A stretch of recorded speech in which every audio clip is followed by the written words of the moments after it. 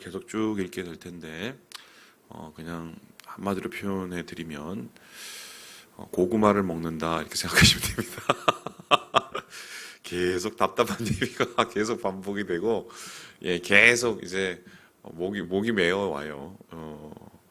그만큼 예레미야가 살던 시대가 정말 희망이라고는 하나 찾아볼 수 없을 만큼 엉망진창이 된 거죠. 예레미야가 눈물의 선지자라고 하는 그 이유가 다 있죠. 눈물을 흘릴 수밖에 없는 환경 속에서 사역을 했기 때문인데, 오늘 이제 말씀을 보면 그 당시 예레미야가 이 말씀을 전했던 그 예루살렘 혹은 유다 백성들의 영적인 상태가 어느 정도였는지를 가늠할 수 있는 몇 가지의 이야기가 있습니다. 이 이야기가 비유로서 진행이 되는데요. 이 첫 번째 비유는 한마디로 집 나간 바람난 여자? 뭐 이렇게 얘기를 해도요.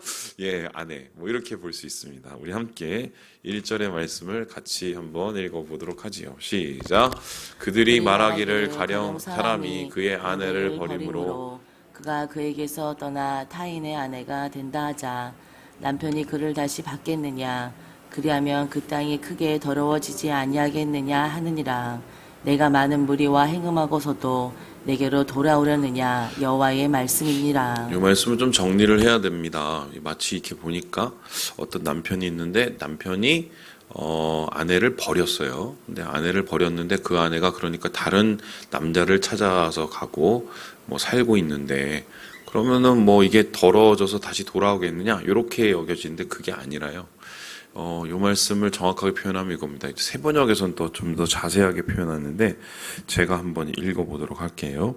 이 세번역 성경은 여기에 대해서 이렇게 얘기를 하는데, 여호와께서 말씀하신다. 만일 어떤 남자가 자기 아내와 이혼을 하고 또 그 아내는 그를 떠나 다른 남자와 재혼했다면 본 남편이 그녀에게 다시 돌아갈 수 있겠느냐? 이렇게 얘기하는 거예요. 그러니까 어떤 여자가 행실이 안 좋은 거예요. 행실이 안 좋아서 남편이 그 여자를 어떻게 해요? 뭐 떠나버릴 수밖에 없는 상황인데, 그 여자가 그런 상황 속에서 미안해하거나 죄책감을 갖지 않고 오히려 바람나 다른 남자의 품으로 이제 간 겁니다. 자, 그런 상황 속에서 남편이 아무리 기다려온다 하고 남편이 아무리 돌아온다고 해도 돌아오라고 해도 그 여자는 이미 다른 남자하고 놀아나고 앉았고 다른 남자의 잠자리와 같이 하고 있는데 그 아내가 과연 돌아올 수 있겠냐라는 겁니다. 돌아오지 못하는 이유는 이 아내가 더러워서도 그렇겠지만 이미 다른 남자의 하고 마음과 정이 통했기 때문에 그렇게 된 것이지요. 이스라엘 백성이 딱 그런 상황이라는 겁니다. 여기서 본 남편은 하나님을 뜻하고 아내는 이스라엘 백성을 뜻하고, 그리고 다른 남편은 뭐예요? 우상이나 여러 가지 그들이 신뢰했던 그 대상을 뜻합니다. 그래서 지금 하나님으로부터 떠나서 그 사람들은 정말 지금 뭐 행음을 하고 있는데, 그 행음하는 수준이 어느 수준이냐면 2절에 보니까 이런 말이 나옵니다. 내 눈을 들어 헐벗은 산을 보라. 네가 행음하지 아니한 곳이 어디 있느냐. 한마디로 산에 산당을 짓고, 높은 곳에 산당을 짓고 거기에 뭐 이런저런 모든 신들을 갖다 놓고, 뭐 대표적인 신은 바알이죠. 행음을 하는 거죠. 한마디로 영적으로 음란하게 하나님도 섬기고 그것도 섬기고 그러고 앉았는 겁니다. 그러면은 이런 상황에서 뭐 돌아올지도 않겠지만 돌아오라고 해도 어떻게 해요? 이 사람들의 마음이 움직일 수가 없다. 그러면은 이 사람들이 돌아오려면 어떻게 하겠습니까?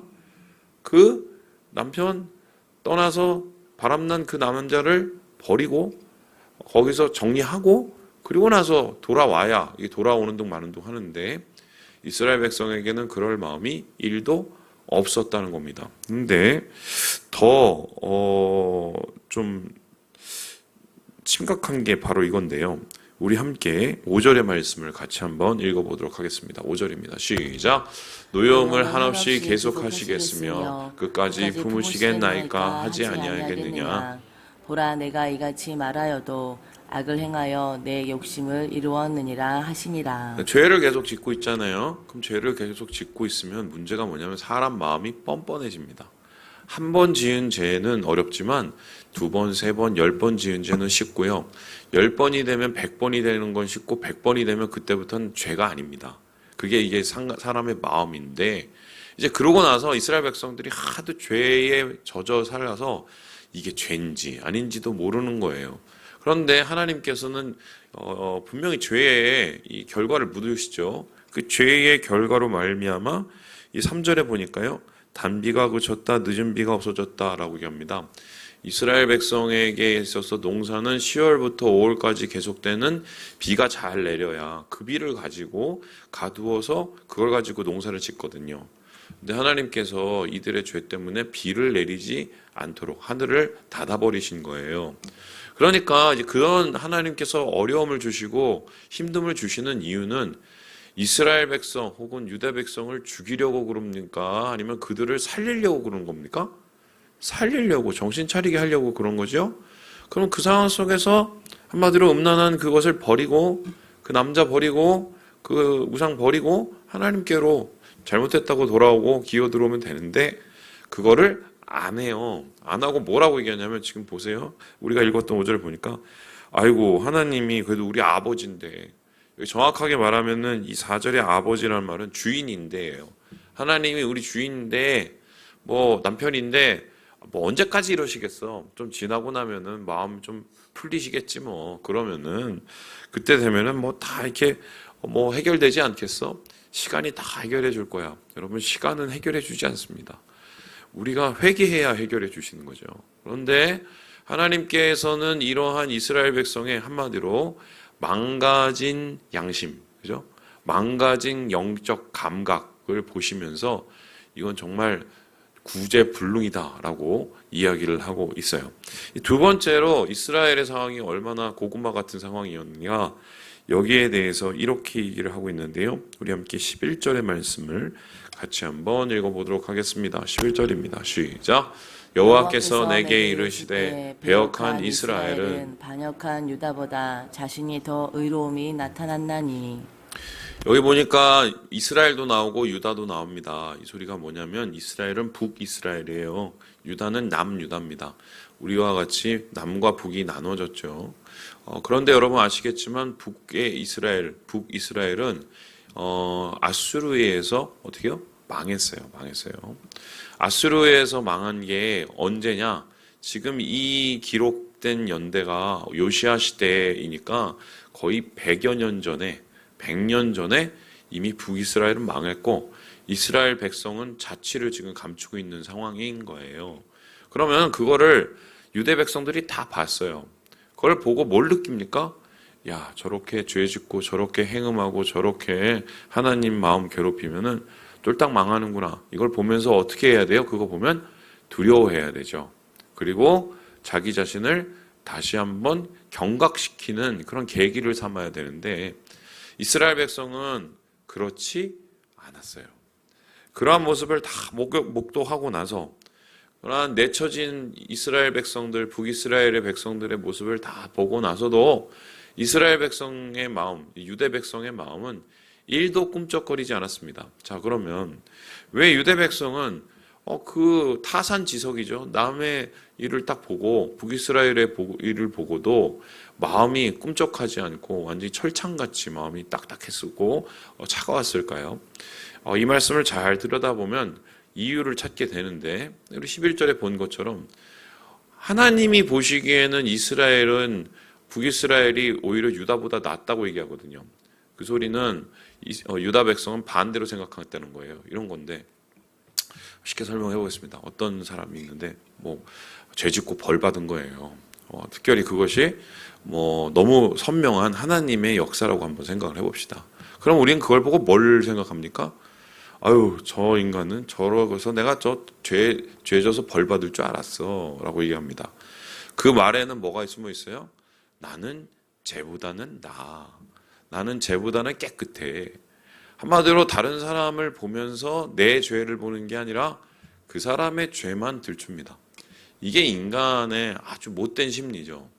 우리가 어떤 사람의 부족함과 연약함과 또한 어떤 사람의 그 모자람을 보면서 그것을 통해서 나를 바라봐야 돼요. 그래야 내가 변합니다. 그래야 내가 자라나죠. 그래야 내가 성장을 합니다. 하지만 사람들은 어떻습니까? 그 사람들의 이야기, 나보다 못한 그 사람들의 이야기. 그러면서 어떻게 해요? 내 자신과 그 사람들을 분리합니다. 그리고 오히려 내 마음은 더 딱딱해지죠. 한마디로 내 마음은 더 강팍해집니다. 그래서 하나님께서는 아예 여기에 대해서 분명히 이야기를 하고 계시기를 뭐라고 얘기합니까?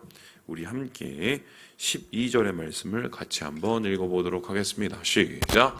너는 가서 북을 향하여 이 말을 선포하여 이르라. 여호와께서 이르시되 배역한 이스라엘아 돌아오라. 나의 노한 얼굴을 너희에게로 향하지 아니하리라. 나는 긍휼이 있는 자라. 너를 한없이 품지 아니하느니라. 여호와의 말씀이니라. 예레미야한테 가서 북쪽에 가래요. 가서 이스라엘 백성에 있지도 않은 이스라엘 백성을 향해서 외치라는 겁니다. 뭐라고 외쳐요? 야, 돌아오라. 돌아오라. 내가 너희들에게 긍휼을 베풀고 너희를 용서해 줄게라고 얘기합니다. 여러분, 이 말씀을 제가 한번 얘기했습니다. 이 말씀은 북이스라엘 백성들을 향한 말씀일까요? 남유대를 향한 말씀일까요? 애매하죠. 확실한 건 어떻습니까? 북쪽에 가서 이스라엘 백성한테 외쳐도 이미 다 끌려가서 아무도 없어요. 그러면 하나님께서 왜 아무도 없는 데 가서 외치라고 하겠습니까? 이런 겁니다. 차라리 내가 니네를 부르니 쟤네를 부르는 게 낫다. 이렇게 얘기하는 거예요. 하나님께서 한마디로 그러한 모순된 상황들, 이스라엘 백성들 마음 가운데, 유대 백성 마음 가운데 부패된 마음을 경각시키시기 위해서 지금 한마디로 반대적인 표현을 사용하신 거예요. 그래서 어떻게 해요? 야, 차라리 니네가 낫다. 니네가 돌아와라. 그러면서 실제적으로요, 이 13절에 얘기를 하는데요. 너는 오직 내 죄를 자복하고 내 길로 달려서 다시 돌아와라. 이렇게 얘기를 합니다. 한마디로 이스라엘 백성들, 북이스라엘 백성들 이미 자취를 감춘 그들에게 회개를 말씀하시는 것처럼 사실 지금 남유대를 향해서 예루살렘을 향해서 그들이 자기의 죄를 돌이켜서 주님께로 돌아오기를 바라는 마음이 바로 이 말씀 가운데 들어있다는 것입니다. 그래서요, 결론적으로 주님께서 원하시는 것은 이스라엘 백성을 벌하시는 게 아니라 이스라엘 백성들을 살리시기 원합니다. 유대 백성들을 망가뜨리는 게 아니라 유대 백성들이 깨닫기를 원하시는 거죠. 그래서 이 이후에 이렇게 자기를 버리고 떠나서 행음하고 있는, 영적으로 간음하고 있는 유대 백성들을 향해서 본심을 드러내시는데요. 그 본심은 무엇입니까? 우리 함께 15절의 말씀을 같이 한번 읽어보도록 하겠습니다. 시작. 내가 또 내 마음에 합한 목자들을 너희에게 주리니 그들이 지식과 명철로 너희를 양육하리라.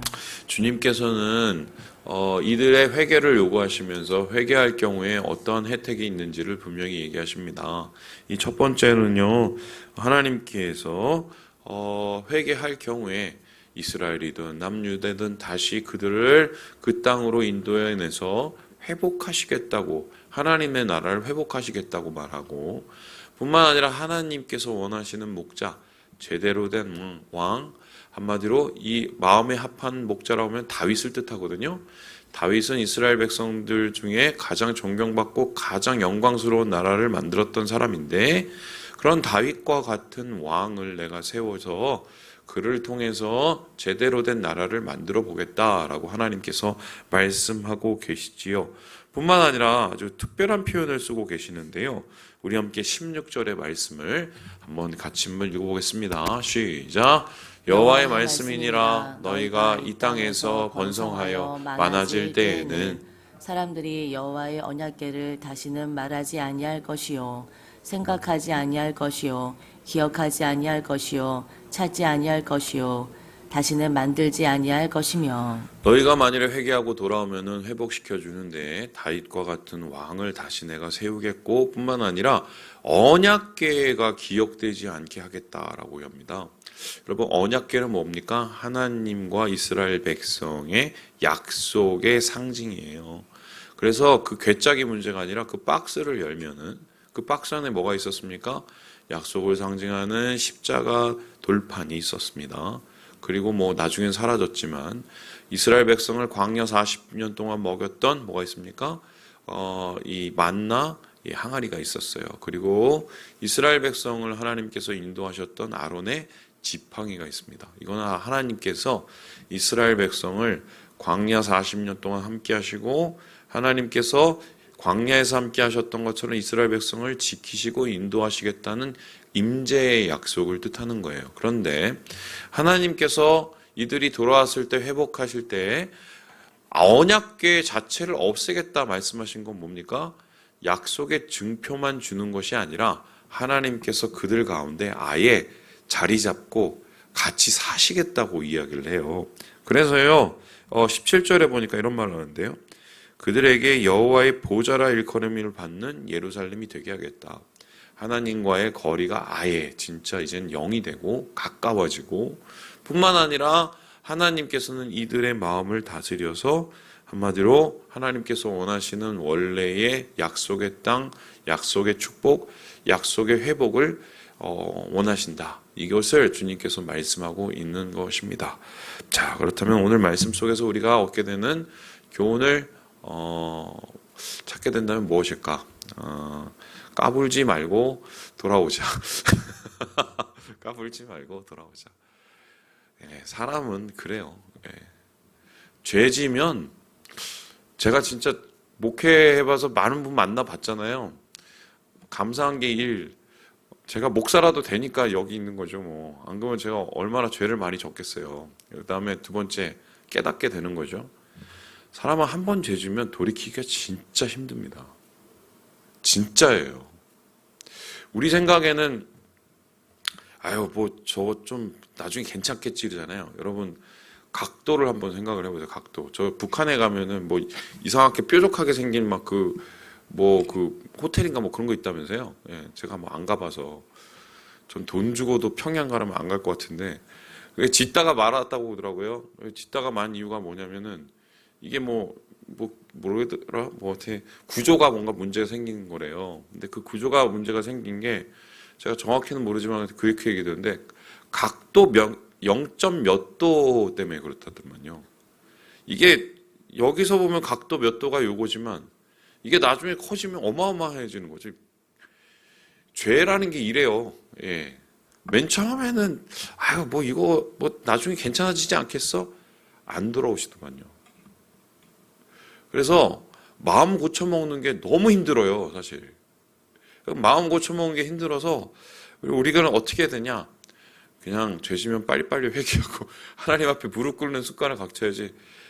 다윗이 하나님 안에서 축복받았던 이유가 뭡니까? 다윗이 죄를 안 져서 축복을 받았나요? 아니죠. 그냥 빨리빨리 그냥 거기서 까불지 말고 무조건 무릎 꿇고 하나님 앞에 잘못했다고 비인 게 이게 덜 맞고 덜 힘든 거죠. 그래서 주님께서는 이러한 이스라엘 백성들이 유대 백성들이 다시 돌아와서 이러한 하나님의 은혜를 누리기를 바라시는 그 마음 오늘 말씀하고 계시는 것입니다. 말씀을 마칩니다. 사랑하는 여러분, 주님의 은혜는 한이 없습니다. 하지만 그 은혜는 돌아온 자만이 주님께 가까이 간 자만이 누릴 수 있습니다. 이것을 마음에 누리시고 기억하시고 오늘 하루를 은혜로 살아가시는 우리 모든 형제 자매들 되시길 주님의 이름으로 축복합니다.